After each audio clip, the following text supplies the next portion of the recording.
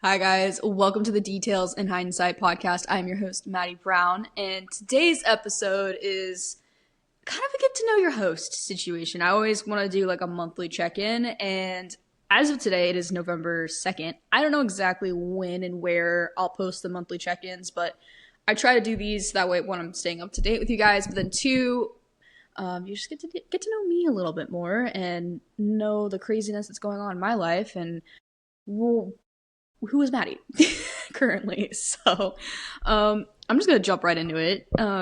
October, I'm going to recap October during my monthly check-ins because typically I'm going to try and film those at the beginning of the month to talk about the month prior. Yeah. Okay.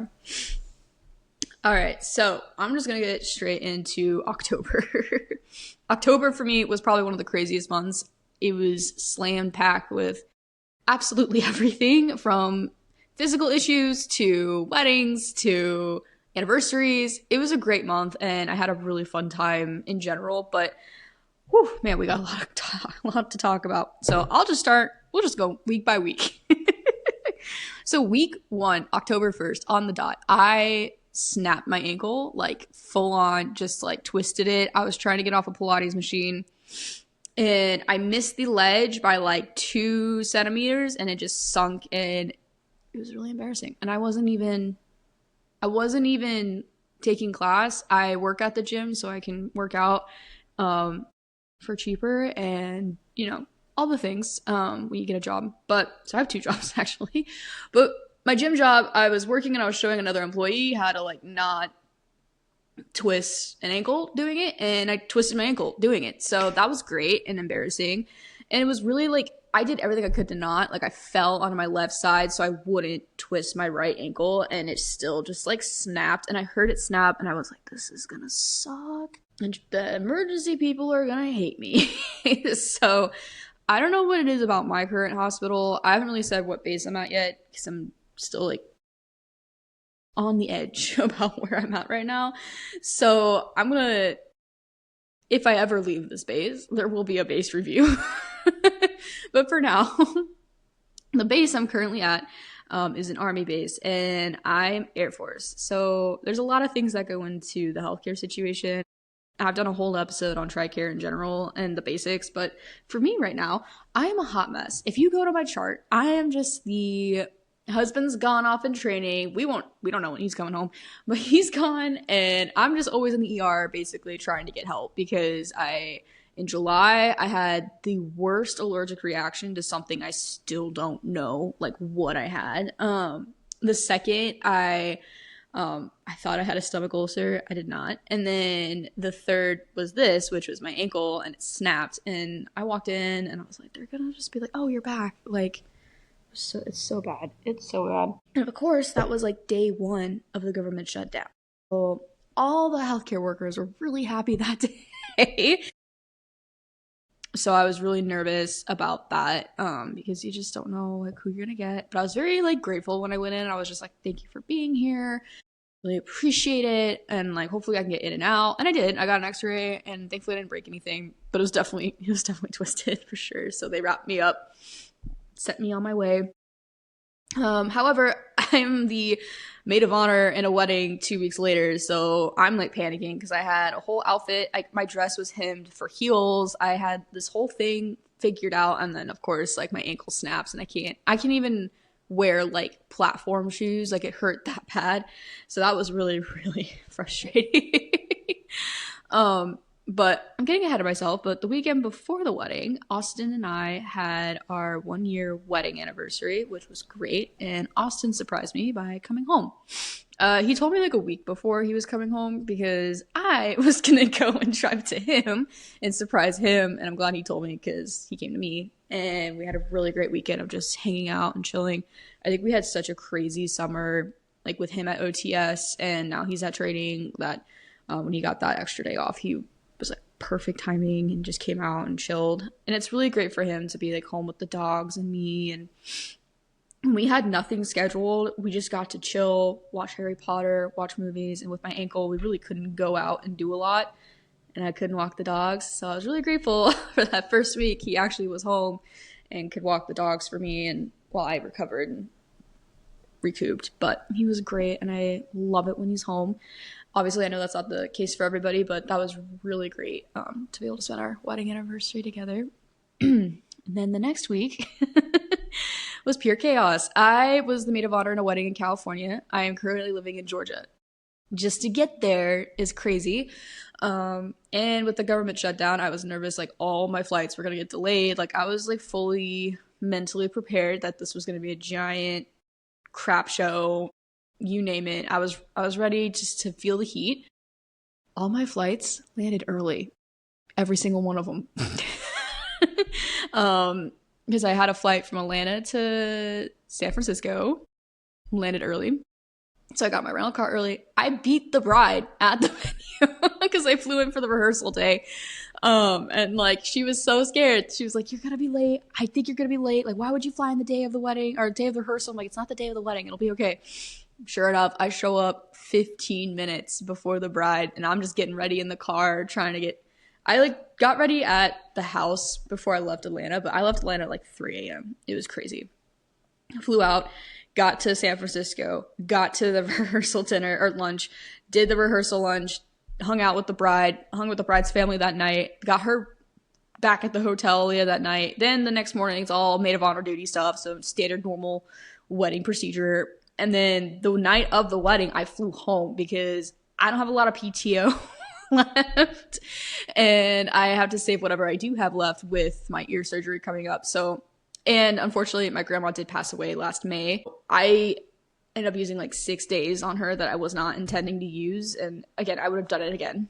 And I miss her a ton. But it was like crazy that, I just had to fly out the night of the wedding. But I got to live like my Clueless dream, and I got upgraded to a Jeep Rubicon with like the white and the great sound system. It was great. I was living my best California dream that I've had since high school, so that was fun. Got my best friend married. She went to the Maldives. I living her best life. Good for her. And then I came home. And then I have just been in total like reset mode. I have been going throughout this whole apartment cleaning. I just washed this couch behind me, and she knows it. Look how cute she is. I can't disturb her. Oh, she knows we're talking about her. This is so pretty. You stay right there. Yeah, she kind of blends in with the couch. She looks like a little lump. We love Nova. There she is. She's so pretty. Yeah, I like washed that couch. You won't even know it. I had just been resetting this whole house. I think I made like 4 Goodwill trips. I've been donating a lot. I just want this place to feel more like home. Because when I moved in August, like everything was just so go. I've had like a ton of wedding stuff happen. It wasn't just like the last one. There was bachelorettes and another wedding and other things that, you have to kind of keep in mind. An OTS graduation. Like there was a lot that happened over the summer. So when I moved in, it was just like fight or flight. And now I do feel like I'm at a spot now that I've had a week off that I can just like enjoy my rent in my apartment. So like my closet's clean. I'm really just like going through everything, and if it doesn't like spark something, or like I know like someone else will enjoy it better, gone. So that's been the case here. I've been really like on my left here I have like a desk situation, so I've been trying to like declutter that, because I feel like if it's like an open space, it automatically collects things like this table with my podcast stuff. So my goal is to finish the season soon so I can like enjoy my apartment again and get this back to a living situation, which I'm really excited about. So that's my goal for November, is just to really keep making this place feel like home. I actually decorated, like I put pumpkins out. That's the thing. If 2020 Maddy could meet current Maddy, she would be shocked about how minimal my decor is right now. Half of my decor is with Austin, because when we PCS'd, I kept just some of the basic stuff here and the dogs, and the rest went with Austin. So, like all my stuff is with like decor wise. I kept a few things back. I kept a few pumpkins. Because we didn't know what was going to happen after tech school. So it'd just be easier if all our stuff was with his stuff, so that way we can send it to wherever we need to go next if we need to, or we send it back here. We don't know. So there's a lot of options there that I'm not entirely sure about, but that's another for you. So yeah, basically, my decor situation has been very minimal. I've noticed like the more cluttered things are in my house, the more stress it gives me, and I feel like I'm going crazy. So, and like back in the day, I was kind of like a maximalist, and like I had every pumpkin, I had every holiday decor, I had it out, and I was loud and proud about it. Now that like my stress level is that high, the pumpkins would like stress me out if there was too many out and if it's all over and if the house wasn't clean. So the thing is like I'm not gonna put the pumpkins out if I don't have like a clean spot for it to fit naturally. So that was really great this week to be able to like deep clean and like put out the pumpkins so I don't feel like it's overwhelming. And I put out very minimal pumpkins that I feel like are cute and scream fall, but it's not like overwhelming, like, here are the pumpkins, like, not doing that this year. She's so pretty. She looks like she hasn't gotten brushed in like 20 minutes. Yes, and then to end October, we had Oakley's birthday. His gotcha day was October 27th. We don't know when either of their birthdays are because they're both shelter dogs, so we kind of celebrate their gotcha day as their birthday. It was really fun. They gave him his little cookies and have a sweet, like, just wholesome moment. I had to film it all for Austin so that way he could see it. But, yeah, we're really happy we have them. I feel like he and Nova, like, complement each other really well. And they can just, like, cuddle if they want. Like, it's really funny. Nova hates to cuddle, but Oakley loves to cuddle. Like, he immediately has to be, like, connected in some way. Like, he has to be, like, on you at all times. I've never had a dog do that before. So when I got him, I was so happy because like Austin's not really a cuddler, Nova's not really a cuddler, but I'm a cuddler. So I'm like, I need somebody to cuddle with. And sure enough, we got Oakley, I think maybe 2 weeks after I said that. And here we are, a year later. He's had 2 houses in that timeline. Technically he has 3, but wherever Austin is. And well, I'm so excited. I'm hoping I can go visit him in the spring because unfortunately with my surgery coming up, I can't really just like go. But if there's like a long weekend coming up, I'm gonna go and try and see him because he's made the drive so many times. It's insane. Back to Oakley though. Yeah, he's doing great. I think he's starting to like feel comfortable in the apartment. It took him a bit. Like he still barks at random things and like random noises, but he's not barking at the trash man anymore. He's not barking at our neighbors anymore. He still wants to go and go crazy on our walks and like try and like be a jerk, but we're still working on that. I need to get him like more like confident in our training because like no one knows what we're doing. He's just like, don't hurt me because he's so scared. He's from the streets. Like you can tell, like he's from the streets. Like he does not. He's lived a life before he got to us. He's got little grays and he's probably maybe 4. So he's so sweet. I'm like looking at him right now. He's all like cute and cuddly. But yeah, his birthday was so sweet and I'm really happy he's with our family and he's made this long distance situation a lot easier. So yeah, I guess that kind of goes into how I'm doing. I'm doing okay. Long distance is really hard. And there are times, especially like that week before my period, where I get really, really sad. I don't know what it is. It's like I get really depressed and it's nothing that anybody has done, said, or you know what I mean? It's just like your hormones kind of get to the best of you. And I've really noticed it this last round where it was like my hormones were going crazy and I could sense it, but it was like I couldn't stop it. So I'm gonna try and work with my doctor, my primary here, to get my blood work done, but we all know the TRICARE situation or the healthcare situation that I'm currently going with has just been a nightmare. So hopefully I can start working on that. So that is a goal I have. Like honestly, like January after they clean out the tumor situation, I want to just start fresh and clean house because I just feel like my body is just like reacting to something and maybe it is a tumor, I don't know, but I just feel like really inflamed. Like my face feels really puffy, and this isn't me. Like I know when you get older, you get heavier and you get, things happen, but I I'm very active. I don't really sit still. Um, I should probably work on my diet a little bit more, but I just feel like I'm missing something. So I'm gonna try and at least cross some things off with my blood work, hopefully soon. Um, so I'll let you know how that goes when it happens. Yeah, I don't know. Being a military spouse is so hard. I I've had a really hard time here at an army base just because there aren't that many Air Force wives, and I don't really care like what branch you're associated with, but here, and this is just my experience, and I don't think this represents all of them, but the army wives here have been very hit or miss.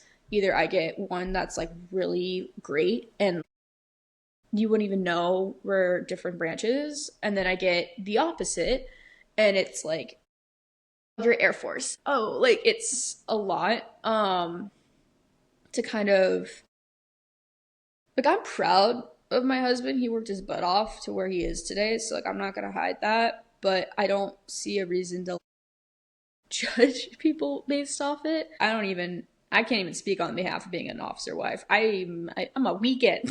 Like I'm not even like maybe 2 months. Like you know what I mean? Like I'm not even I just started. I was an E like 5 seconds ago. I don't know. I could still relate to that, especially like the groups. I can't join the spouse groups here. It's hard. And just the people there are very rude. I've noticed something where it's just like every time I'm going on there, they're just negative. So I'm gonna try this month to get back into a church.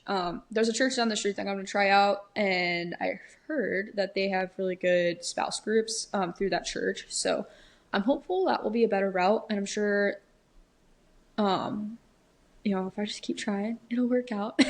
But yeah, I'm still struggling with finding friends in general. Like I've never been this like most popular chick on the universe. Um, and I think it's just because I try too hard when I first meet people. So like I'll go like above and beyond, and then like I know I'm not gonna get that in return. Like I've never gotten that in return. But like I'll go above and beyond for people, and then it just keeps like and then I think I am too honest about like my situation. Like I kind of trauma dump a little too much. So I'm working on my reveal when axed mentality because I don't want to like hide who I am. And I think the tumor thing right now is a lot. I was at a Halloween party a couple days ago, and the girl was super sweet. But I feel like I ruined a little bit of it when at the end I was walking out because I had to get to the dogs, and I was walking out and she was like, everything okay? I was like, yeah, I just gotta get home, I'm not feeling great, because one of the side effects with this tumor situation is get headaches. I get a lot of headaches, so I started to get a headache, and after a certain point in the headaches I'll get like blurry vision, so I don't want that either, and if I'm driving home I don't want to make it worse, so I was just kind of preemptively getting ahead of it. And she didn't know about the tumor, and I know a bunch of people at work know about it, but I haven't really been like, hey, by the way, I have a tumor, everybody, because like this is like my second time having the tumor, so I've done that whole like freak out of like, oh my god, like I have a tumor, I'm gonna die, and like I'm not gonna die, I'm okay. It is scary, but now the second time around I feel like I'm handling it a lot more maturely and like just being upfront about it and just being like, oh, I have a tumor, no big deal. Like it seems more like a comedy sketch than anything. And so I was at this Halloween party, and she's like, so like what's going on with you? I'm like, yeah, I'm good. I'm like, yeah, I just won't be able to do anything in December because I think we were talking about like a Christmas party. I was like, I don't know if I'll be able to do it in December because Austin will be home and I'm having surgery. She's like, oh my god, what are you having surgery on? And I was like, oh, just they're taking out my tumor.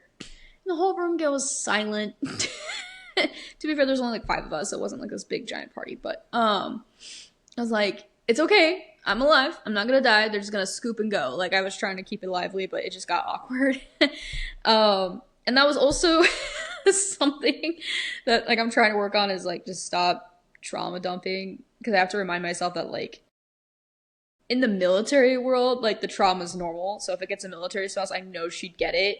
But if I were to like go outside of the situation and just like trauma dump on other people, and I've noticed when I do this, I think I just like freak people out. But so I'm trying to work on it. But I'm like, oh yeah, and then this happened, and this happened, and this happened, because like these are real updates in my life. But I don't think everybody can handle what I'm handling.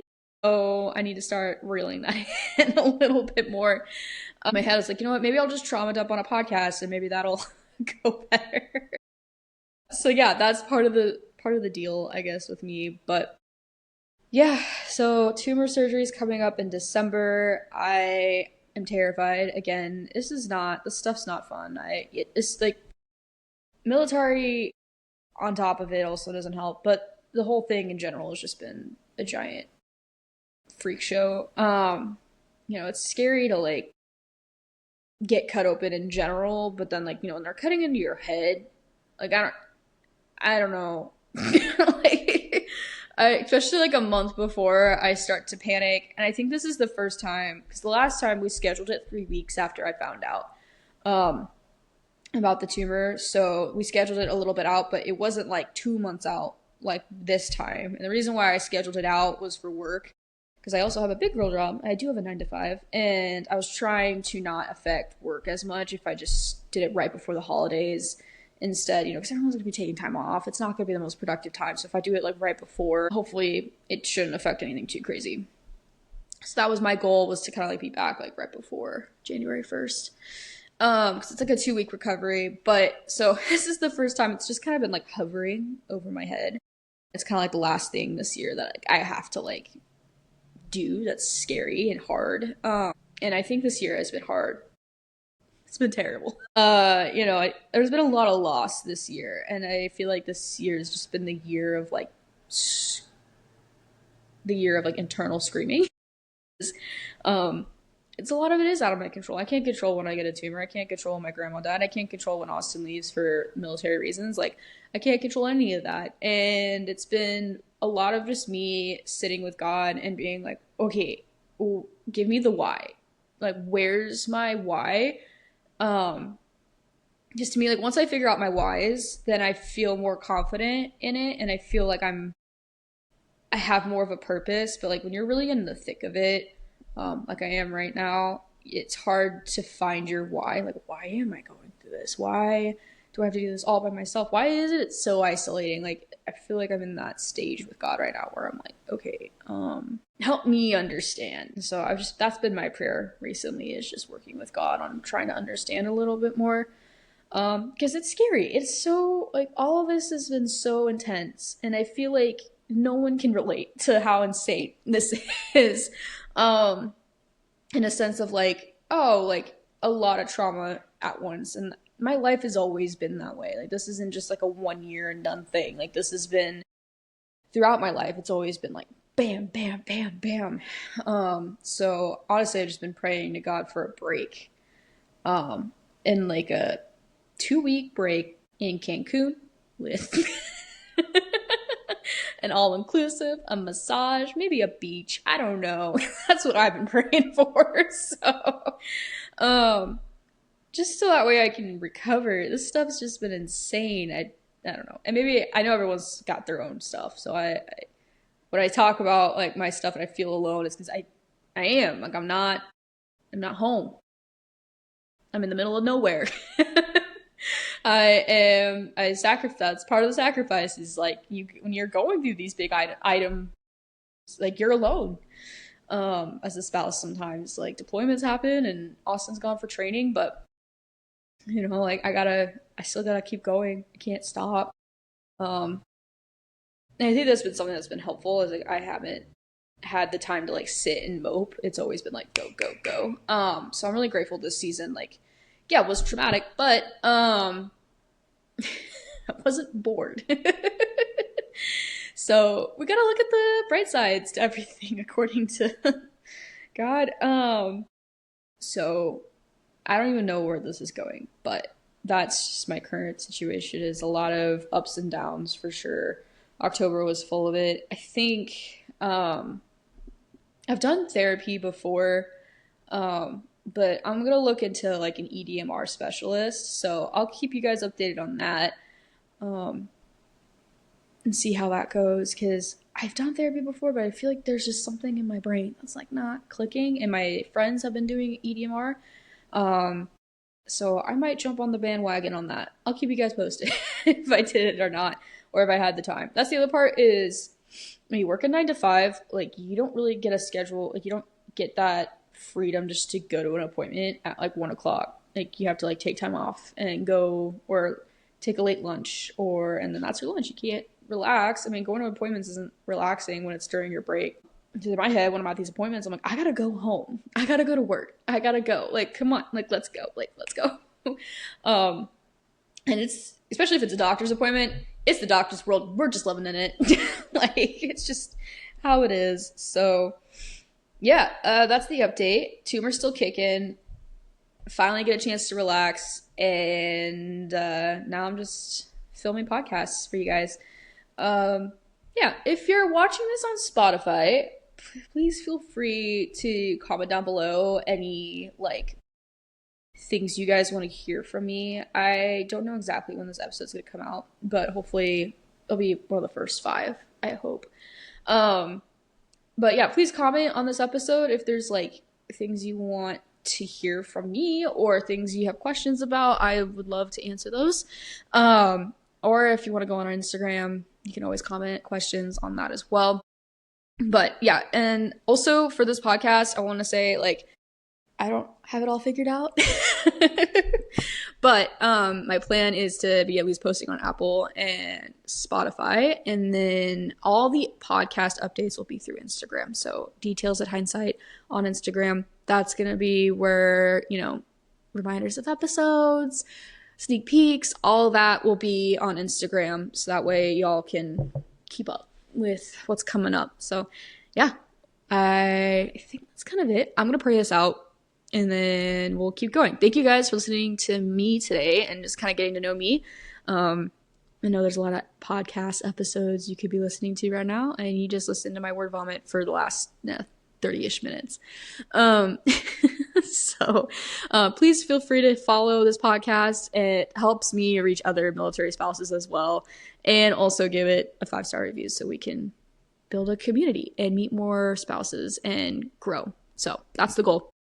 I'm going to go ahead and pray us out. Dear Lord, thank you for this day. Lord, I just pray for November, as it is November 2nd today.